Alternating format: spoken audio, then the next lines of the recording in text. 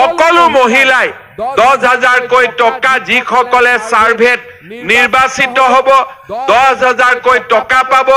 ভাল কাম কৰিলে চৰকাৰে আকৌ 25,000 টকা লৈকে দিব আত্মসহায়ক গোটৰ মহিলাসকলৰ বাবে আহি পৰিছে ভাল খবৰ হয় পনে পনে মহিলাৰ একাউণ্টত সোমাব লাখপতি বাইদেউৰ ধন প্ৰথমে 10,000 দ্বিতীয় পৰ্যায়ত 25,000 আৰু তৃতীয়তে লাভ কৰিব 50,000 টকা মাত্ৰ এটা মাহৰ ভিতৰত জৰীপ সম্পূৰ্ণ কৰাৰ পিছতে একাউণ্টত সোমাব ধন হয় লাখপতি বাইদেউসকলৰ বাবে এয়া ভাল খবৰ পৰৱৰ্তী সময়ত তেওঁলোকে 1 লাখ টকালৈকে লাভ কৰিব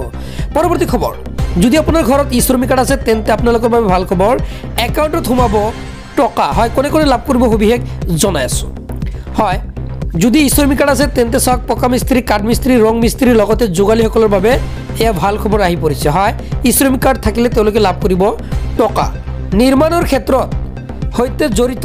শ্ৰমিকক চৰকাৰে প্ৰদান কৰিব ধন প্ৰদানৰ বাবে মুকলি হল নিৰ্মাণ সখী পৰ্টেল শ্ৰমিকসকলে আবেদন কৰিব লাগিব এই পৰ্টেলত কি প্ৰক্ৰিয়াৰে কৰিব পাৰিব আবেদন জনাই আছো সবিশেষ হয় আবেদনৰ বাবে কি নথিপত্ৰৰ প্ৰয়োজন হ'ব এতিয়া জানি লওক শ্ৰমিকসকলে avocwwv.assam.gb.in পৰ্টেলত গৈ আবেদন কৰিব লাগিব আৰ্থিক সাহায্যৰ বাবে আবেদনৰ বাবে প্ৰতিগৰাকী শ্ৰমিকৰ এই যি আধাৰ কাৰ্ড ই শ্ৰম সংযুক্তকৰণৰ পিছতে কৰিব পাৰিব আৰ্থিক সাহায্য বিচাৰি আবেদন তাৰ পিছত অধিক জানিবৰ বাবে আপুনি যোগাযোগ কৰিব পাৰিব শ্ৰম বিষয়ৰ কাৰ্যালয় বা PFC হয় আপোনালোকে এই যি শ্ৰমিক কাৰ্ডৰ যি অফিস আপোনালোকে ইয়াতে গৈ PFC কাৰ্যালয় আছে কাৰ্যালয়ত গৈ আপুনি জানিব পাৰিব হয়